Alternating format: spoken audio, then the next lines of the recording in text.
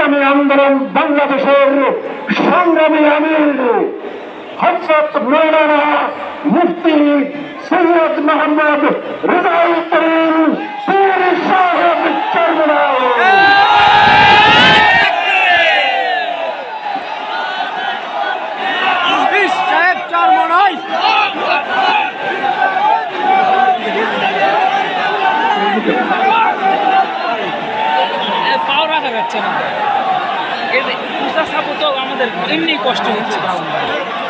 আসসালামু আলাইকুম ওয়া রাহমাতুল্লাহি ওয়া বারাকাতুহু। ওয়া আলাইকুম আসসালাম। বিসমিল্লাহির রাহমানির রাহিম। নাহমাদুহু ওয়া নুসাল্লি আলা রাসূলিহিল কারীম, আম্মা বা'দ। আউযু বিল্লাহি মিনাশ শাইতানির রাজীম। বিসমিল্লাহির রাহমানির রাহিম। ظهر الفساد في البر والبحر بما كسبت أيدي الناس صدق الله العلي العظيم. توجه الشريف اللهم صل على سيدنا وحبيبنا ومولانا محمد صلى الله عليه وعلى آله.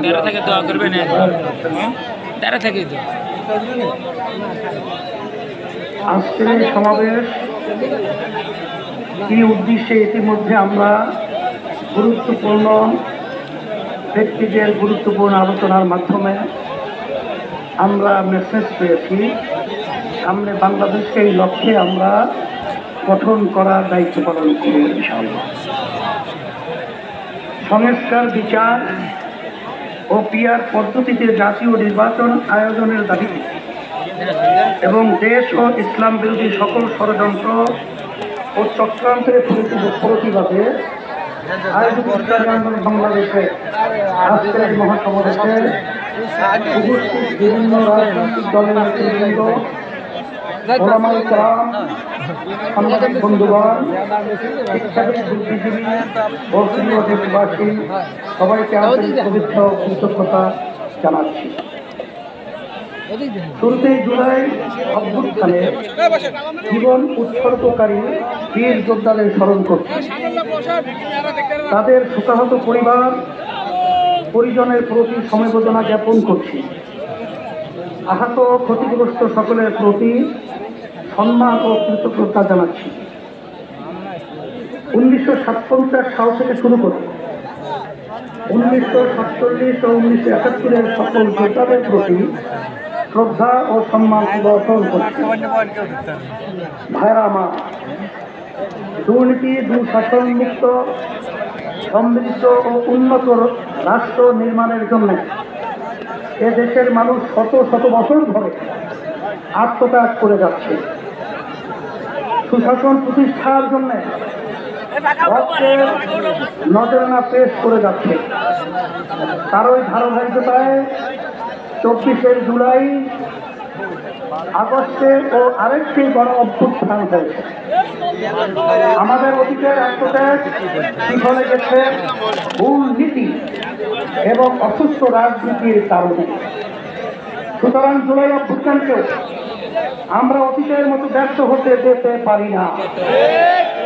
আবু সাঈদ ও মৃত্যুরা আমাদের স্মৃতিতে অম্লান হয়ে আছে। আহতরা এখনো ক্ষত বয়ে বেড়াচ্ছে। তাই প্রয়োজনে রাষ্ট্র সংস্কার এখনই করতে হবে। পতিত স্বৈরতন্ত্রের সাথে জড়িতদের বিচার করতে হবে। আরেকটা কথা স্পষ্ট ভাষায় বলে যেতে চাই, পিআর পদ্ধতিতে নির্বাচন আয়োজন করার কোনো বিকল্প নাই। আজকের এই জনসমুদ্র পিআর পদ্ধতি নির্বাচনের পক্ষের জনসমুদ্র। সংগ্রামী দেশবাসী, 1972 সালে রচিত সংবিধান ছিল দেশের মানুষের বড় বিশ্বাস ও গণ আকাঙ্ক্ষার প্রভূমি। সেই সংবিধান রচয়িতা তাদের স্বাধীন বাংলাদেশের সংবিধান রচনা করার ম্যান্ডেটই ছিল না। তারা ভিন দেশের সংবিধান অনুসরণ করেছিলেন বা করেছিলেন, ফলে যা হওয়ার তাই হয়েছে। কোনো ক্ষেত্রেই কাঙ্ক্ষিত সমৃদ্ধ ও উন্নতি হয় নাই।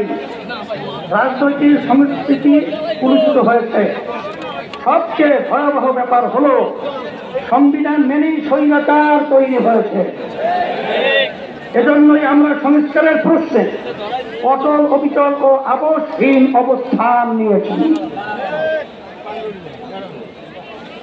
ভাইয়া আমার, জুলাই অভ্যুত্থানের প্রধান লক্ষ্য ছিল দেশকে স্বৈরাচারের হাত থেকে রক্ষা করা, 54 বছরের জমা হওয়া জঞ্জাল দূর করা।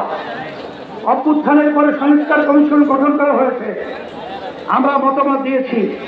এখন সংস্কার নিয়ে দ্বিতীয় দফা আলোচনা চলছে। আমরা লক্ষ্য করছি মৌলিক সংস্কারে কেউ কেউ গড়িমসি করছেন। এটা জুলাইয়ের সাথে বিশ্বাসঘাতকতা। স্বৈরাচার তৈরি রাস্তা খোলা রাখা যাবে না। সংস্কার না করে নির্বাচন আয়োজন করে দেশকে আবারও আগের অবস্থায় নিয়ে যাওয়া যাবে না। রাষ্ট্রের মূলনীতি সহ সংসদের উভয় পক্ষে পিয়ার পদ্ধতি নির্বাচনের মতো বিষয় ঐক্যমত্য না হলে কোন ভোটের আয়োজন করতে হবে। ভাইয়েরা আমার, কথিত ফ্যাসি জুলুমের রাষ্ট্র তৈরি করেছিল, হাজার হাজার মানুষকে গুম ও